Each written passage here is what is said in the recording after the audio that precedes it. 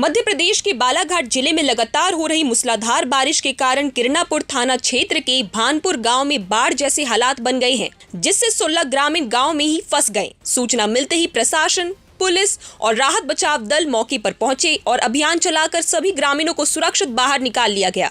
बालाघाट के पुलिस अधीक्षक आदित्य मिश्रा ने बताया कि समय पर शुरू किए गए रेस्क्यू ऑपरेशन की बदौलत सभी लोगों को सुरक्षित स्थानों पर पहुंचा दिया गया है और इस घटना में किसी तरह की जनहानि नहीं हुई। वहीं इस पर प्रशासन ने क्या कुछ कहा, आइए सुनते हैं।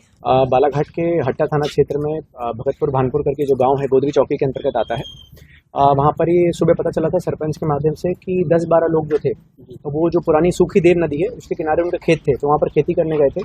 पर लगातार 2-3 दिन से जिस प्रकार से कंटिन्यूस बारिश हो रही है, वो लोग वहाँ पर फंस गए थे और नदी में फिर उफान आ गया था। तो उसके लिए SDRF, लोकल थाना गोदरी चौकी और हॉक फोर्स का जो बल था वो वहाँ पर पहुँचा था। एक रेस्क्यू ऑपरेशन चलाया गया था जिसमें सभी 16 लोगों को बाहर सुरक्षित निकाल लिया गया है।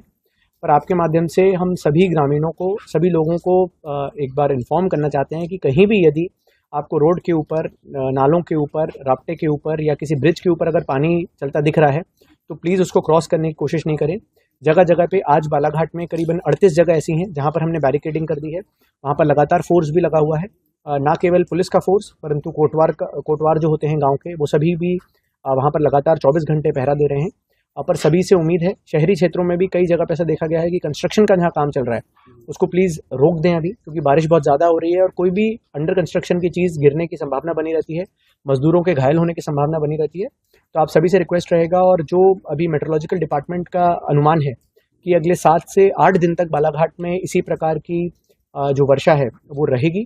तो आप सभी से अनुरोध है कि कृपया भी करके कोई भी ऐसी जगह पे ना जाएं, अकेले ना जाएं, संपर्क में रहें, क्योंकि कई जगह पे बिजली कटने के कारण भी मोबाइल टावर्स कई जगह पे काम नहीं कर रहे हैं। तो आपसे पुनः अनुरोध रहेगा कि आप लोग हमें संपर्क में रहें, वरना सभी जगह पे हमारी 40 से ज़्यादा जगह पे चौकियाँ हैं, चाहे वो हॉक की चौकी हो, चाहे जिला बल की चौकी हो, चाहे CRPF की चौकी हो। किसी भी ग्रामीण को यदि किसी भी प्रकार की मदद की ज़रूरत पड़ती है तो हम लोग वहाँ तत्परता से उपस्थित भी हैं।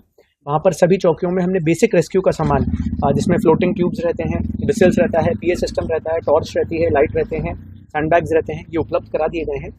SDRF की टीम्स जो बोट का उनकी सामग्री रहती है वो किरणापुर में एक इस्टेब्लिश किया गया है कंट्रोल रूम मिनी, और एक बहियर में हम लोगों ने कंट्रोल रूम इस्टेब्लिश किया है। कटंगी के लिए भी एक टीम हमने यहाँ से रवाना कर दी है, जिससे कि हम सब डिवीजन लेवल पे ही उसको मैनेज कर पाएं और हेडक्वार्टर से हम लोग को फोर्स मोबिलाइज करने की आवश्यकता ना पड़े। धन्यवाद। प्रभातखबर.com, विश्वास वही, रफ्तार नहीं।